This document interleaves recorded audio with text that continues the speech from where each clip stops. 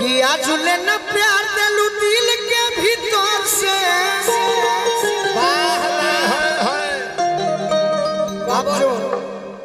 वहाँ कौन सा गांव था कटिहार में, बड़ी अच्छा बजाए थे ये गीत, हम गाए थे।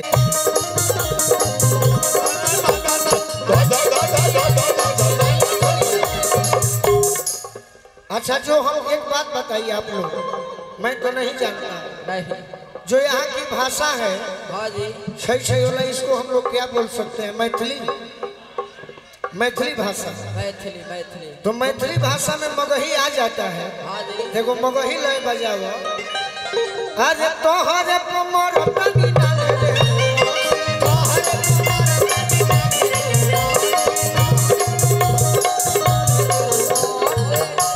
एगो मगही गीत हमरा याद आई, लइका कहता का कहता तोरे जमावा लिखो हलिया उतार के पलडवा से करे करावे गे जा, तोरे जमावा लिखो हलिया उतार के पलडवा से करे करावे जा, हमरो के ले ले चल ससुरिया कोई के कोना रे करावे गे जा,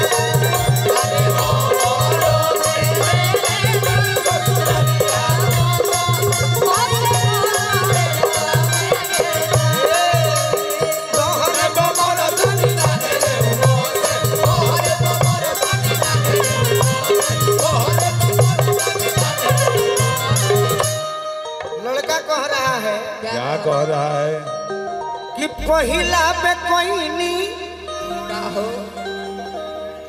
चुमावा के रिक्वेस्ट हो, पहिला पे कोई नी चुमावा के रिक्वेस्ट हो, थाना बोलवाई करवलू अरेस्ट हो, थाना बोलवाई करवलू अरेस्ट हो,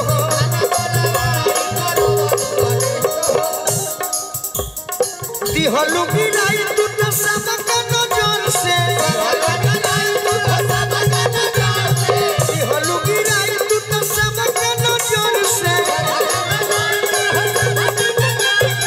तोहरे पमर पानी डाले रे, तोहरे पमर पानी डाले रे, तोहरे पमर पानी डाले रे, तोहरे पमर पानी डाले रे।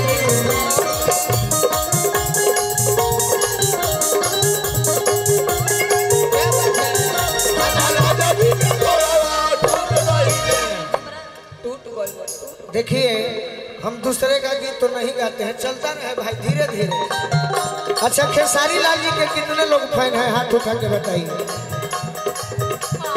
हम उनके गाने का फैन नहीं है, उनके व्यवहार का फैन है। सही बात। और हमारे रंजीत डॉन जी फरमाइश किए हैं तो एक लाइन उनका एक गाना हमको अच्छा लगता है। कौन सा? अगर लड़का धोखा खा जाए तो कहता है, क्या कहता है? दिल ना लगई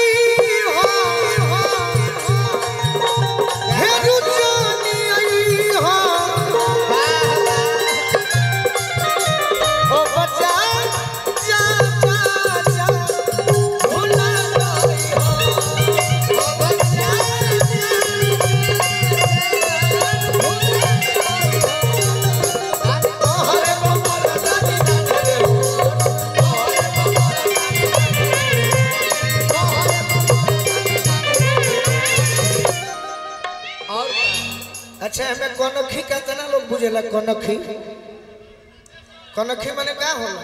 आँख मारल, आँख मारल कि कनखी दबाई मारी मुस्की चवनिया, तो कनखी दबाई मारी मुस्की चवनिया, कनखी दबाई मारी मुस्की चवनिया, कनखी दबाई मारी मुसुकी चवनिया, चवनिया अरे खाई गलू खोले बोलू राजा के चवनिया, खाई गलू खोले बोलू राजा के चवनिया, खाई गलू खोले बोलू राजा के चवनिया, राजा के चवनिया हो राजा के चवनिया। और का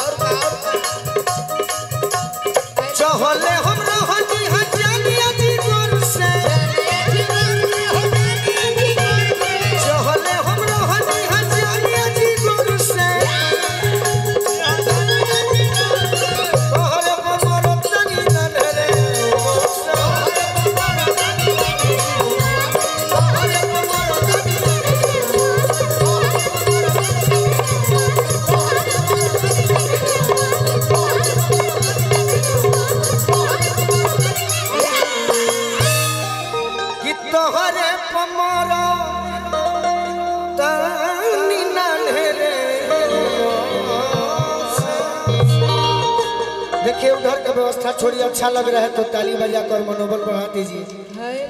अच्छा एक सैड सॉन्ग सुनाए आपको। सुनाइए सुनाइए। सैड सॉन्ग क्या बात है। हो वही वही वही। ये गाना हम सुने थे दिलवाले फिल्म, ऐसा कोई नहीं होगा कि देखा नहीं होगा। कोई नहीं। उसमें गाना था। कौन सा? देख ले हम माइनर मेजर उतना ना बुझे। बस बस सीखते कि एक ऐसी लड़की थी जिससे मैं प्यार करता था। इस पर हम भोजपुरी में गाए। कौन सा? सिवान जिला के सोनू सिंह समधी जी लिखे। जब हाँ जी। ये मेरा दुर्भाग्य है कब का कि मैं उसको एल्बम में बाद में गाया। हाँ जी। स्टार्टिंग में गा देता तो उसका गाना आज का व्यूअर कम से कम 500 मिलियन होता। बहुत बहुत। और एक ही नहीं गाना, नहीं दूसरा गाना भी सब लोग सुने होंगे। हाँ जी। कि तहराप के हुता के ता। क्या बात है। सुने हैं भैया। तकलीफ हो खेला बहुते होला बहुते होला। लेकिन क्या करें, गरीब घर के लड़के हैं, रोज मेहनत करते हैं पर डे। हाँ जी। टाइम नहीं मिलता कि स्टूडियो जाएं।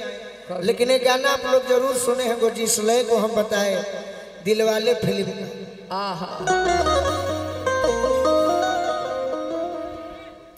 जगरे से लभ कइलू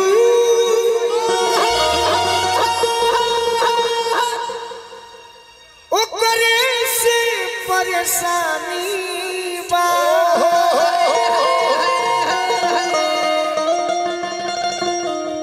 इसमें बजाना है। हाँ जी। इसमें बजाना है। ये से ले ला। ऐ सनमी करम तारो लागे खानदानी बा।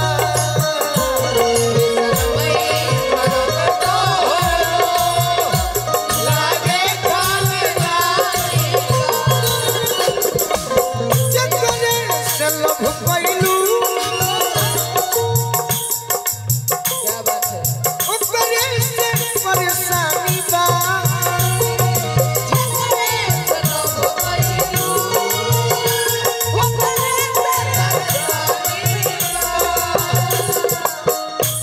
हर लड़का अपने प्रेमिका से कहता होगा एक बात।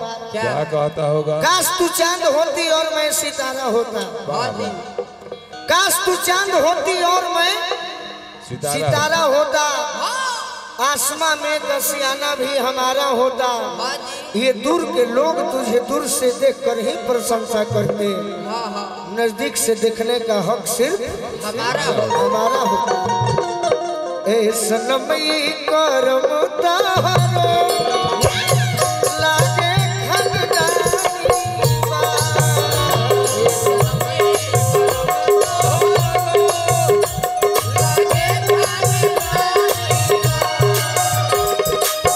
भरत शर्मा जी का लय बजाओ।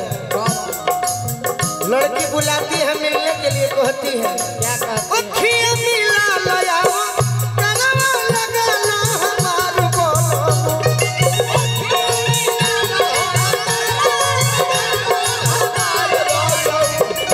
अखियां मिला लयाओ करवा लगा ला हमार बोलो। गोरा हमके